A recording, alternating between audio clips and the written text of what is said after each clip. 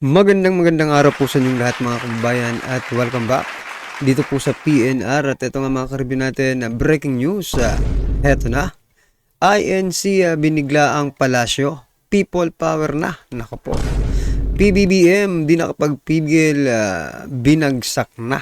Yan mga kababayan, patungkol po yan ang ating alamin at bibigyan ng komento ngayong araw na ito. Pero bago natin simulan ito mga karibyo natin, kung di ka pa po nakapag-subscribe sa ating kaibigang si Your News PH, yan nasa description po ang link na kanyang channel. Please subscribe mga karibyo natin, nagbibigay po siya or nag-share din po siya ng mga mahalagang updates sa ating bansa. Okay? Alright, at ito na mga karibyo natin, simulan na po natin to. Sawa na ang bayan ko sa magnanakaw na tao.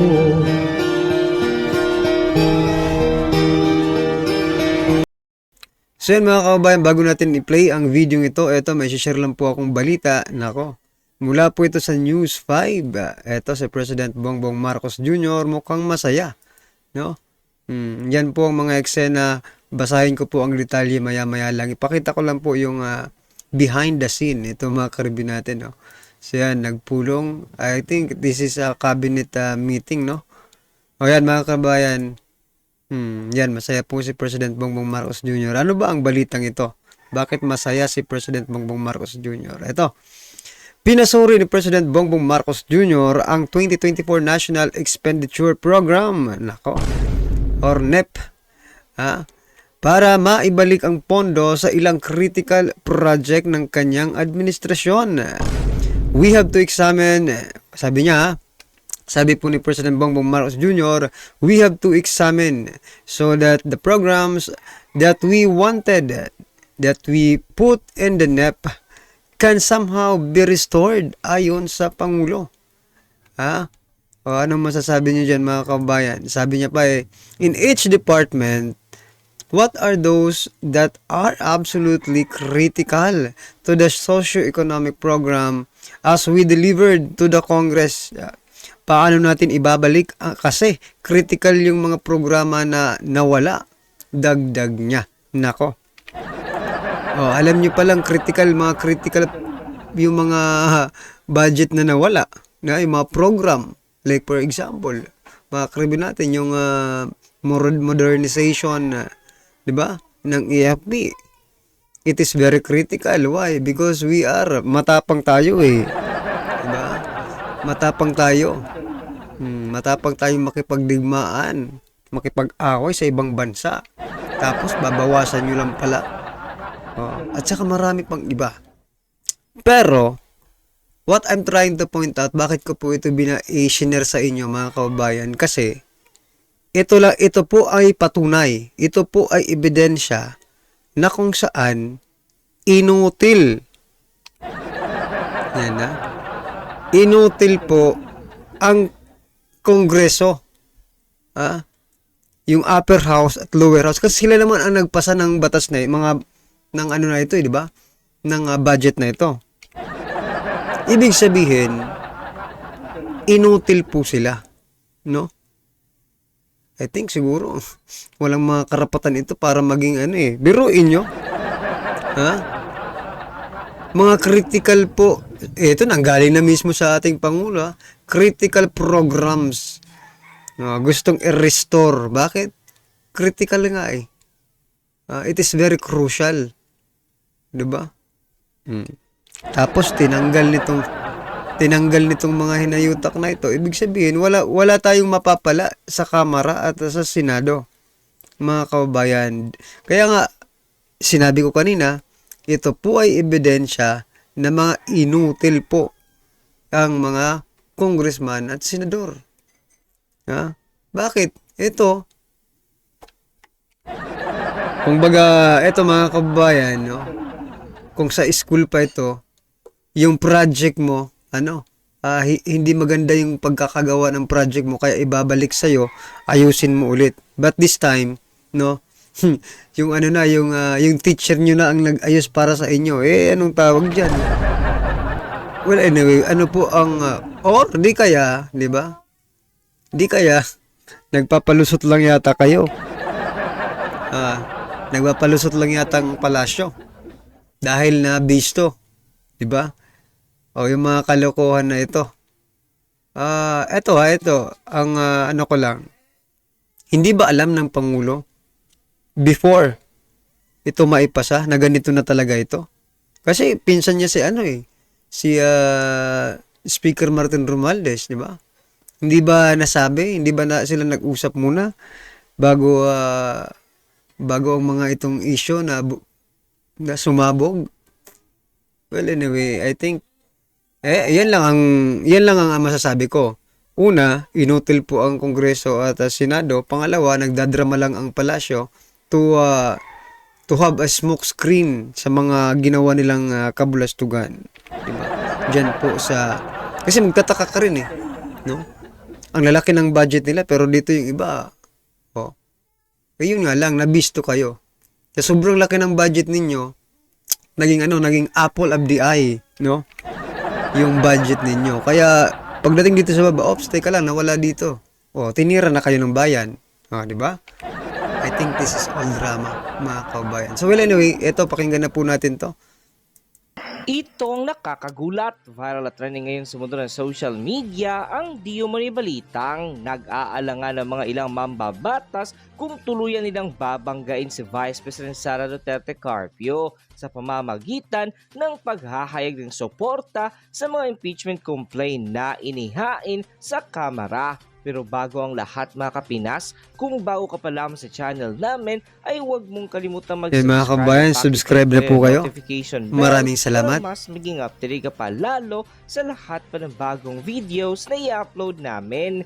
At yun nga mga kapinas, ayon sa political science professor na walang iba kundi si Dennis Coronacion, timing daw ang malayo pa ang midterm election kaya naman magdadalawang isip ang mga re-electionist lawmakers dahil na rin sa mga natitirang Duterte supporters. Bukod dito ay kulang na rin sa panahon ng Kamara para talakayin ng impeachment complaints. Dagdag pa ang naging posisyon ni Pangulong Bongbong Marcos Jr. na hindi pagsang-ayon sa hakbang na ito laban sa Vice Presidente. Ayon pa kay Professor Coronacion, sa gitna ng usapin sa impeachment, hindi pa rin So yan, mga karbi natin, hindi pabor ang ating Pangulo dyan sa impeachment na yan, no? Kaya mamaya, i-connect po natin kung bakit magrarally po ang INC, okay? Gusto ko lang i-point out ngayon na hindi pabor ang ating Pangulo. Upang awayan sa pagitan nila ni Pangulong Bongbong Marcos Jr. at Vice President Sara Duterte. Sa kasalukuyan ay 3 na ang impeachment complaint laban kay Vice President Sara Duterte ang inihain sa Kamara. 4 na yata at may no? posibilidad na may ihain pa na ika-4 na reklamo laban sa Vice Presidente sa pagbabalik ng session ng Kongreso. Dahil nga di mo na dito ay banat na marami sa ating mga kababayan ay kahit anong gawin nilang paninira or pagpapabagsak sa mga Duterte, lalong-lalo na kay Vice President Sara Duterte ay hindi mo na sila magtatagumpay. Ito, ayan nga po mga karibin natin, no? Nung mga unang vlogs natin, sinabi ko na rin to dito na bakit kailangan na napakaraming impeachment complaints, no? Kung talagang may kasalanan yan, kahit walang impeachment, I mean, kung kahit isang impeachment complaint lang, mga karibin natin, bagsak agad yan kung talagang may kasalanan. Pero bakit nahihirapan kayo? No, bakit nahihirapan kayo at umabot na po ng pang-4, no, na impeachment complaint ang inihahain ninyo? Ano ba ito? Paramihan? Para magmukhang makasalanan talaga si Vice President Sara Duterte? Kasi ang dami na 4 na pong impeachment complaint yan. What I'm trying to point out, kahit isa lang yan, dapat nga pinag-aaralan talaga yan ng mabuti. Baka yung mga impeachment complaint nila, mga kababayan, iisa lang yung laman, no? Pinagawa lang yung iba sa ChatGPT. Yung AI na sige, gumagawa ng 'di ba, mabilisang article. Diba? Ano po ang gusto kong iparating sa inyo? baka baka redundant na po yung mga content ng kanilang mga impeachment complaint, no? Baka pwedeng isahin nyo na lang yan para mas matibay kung talagang may kasalanan. Yung problema, ang problema nga, walang kasalanan, kaya nahihirapan kayo. Dahil palaging manalig ang totohanan laban sa kasinungalingan. Dagdag pa di mo nila ay matatalino ng taong bayan at matagal na silang mulat sa katotohanan, kaya kahit anong gawin nilang paninira sa pamilyang Duterte ay hindi sila magtatagumpay. Alam na marami sa ating mga kababayan kung sino ang mga taong dapat nilang pagkatiwalaan at kung sino ang mga taong hindi nila dapat pagkatiwalaan. At ayon pa sa kanila ay ang mga Duterte lamang ang mga taong dapat nilang pagkatiwalaan na mamumuno sa ating mahal na bayan. Matapos nga lumabas ng balitang ito ay umani agad ang samot-sari komento at reaksyon mula sa marami sa ating mga kababayan at marami nga sa kanila ngayon ang hindi napigilan kanilang sarili na maglabas ng kanilang hininga at komento sa mundo ng social media. And the netizens posted, bakit hindi yung magnanakaw i-impeach ninyo? Malinis ang trabaho ng Vice President Sara Duterte, is the best leader of the Philippines. Anong may natitira pa rin? Nanggigipit ba kayo? Ang dami namin hindi lang lumabas pa sa kalsada. Ewan ko lang kung saan napupulutin kapag nagkagulo na dahil sa impeachment kuno ninyo kay Vice President Sara. Vice Sara, kahit umanid sa iyo mga kalaban mo, huwag magtiwala. Pag makuha nila ang tiwala mo, ay nalalaman sa iyo mga galaw mo. Subaybayan ka nila. Mahirap mapagkatiwala ng kalaban mo. Mamaya tuklawin ka nilang patalikod. Ingat ka, makiramdam ka. We full support Vice President Sara Duterte Carpio. God in heaven and Jesus Christ always protect you anywhere, and amen. Madam Vice President Sara Duterte Carpio. Yes. Visayas, Mindanao, solid Duterte kami, supporters kami. Sana mayroong gobyerno dito sa Mindanao. Visayas, may president dito sa Mindanao. Marami kami mga Duterte na tahimik lang kahit hindi kami lumalabas dahil sa nangyayari ngayon na puro kurakot sa bayan. And code. Pag-usapan natin ngayon ang latest vlog ni Attorney Harry Roque. Yung vlog niya number 359. Legal ba ang deklarasyon ng martial law para pigilan ng Malacanang ang INC rally sa January 13? Napakaganda po ang paliwanag ni Attorney Roque. Sa 1987 Constitution natin ngayon, dalawa lang ang basihan. Parang isang presidente ng Pilipinas mag-declare ng martial law. It's either invasion, may foreign enemy, or rebellion galing sa loob. Kung walang ganong kadahilanan, hindi pwede.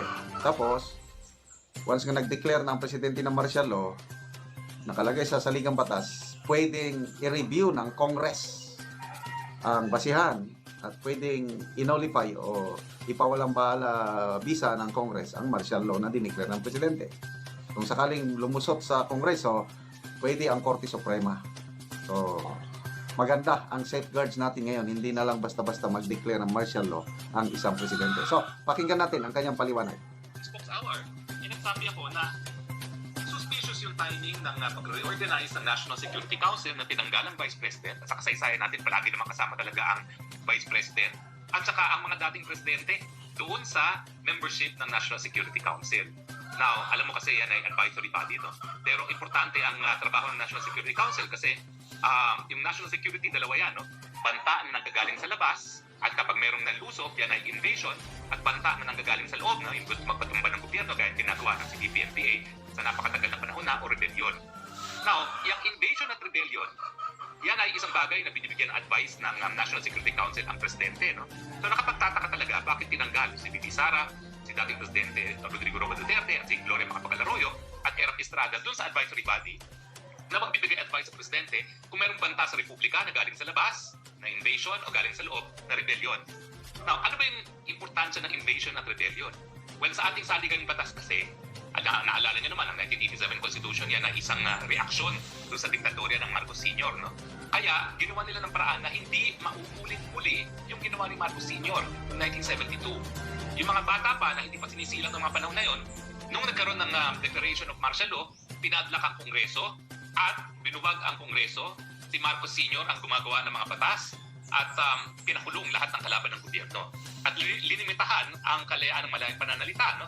So in other words, nagkaroon ng diktadurya.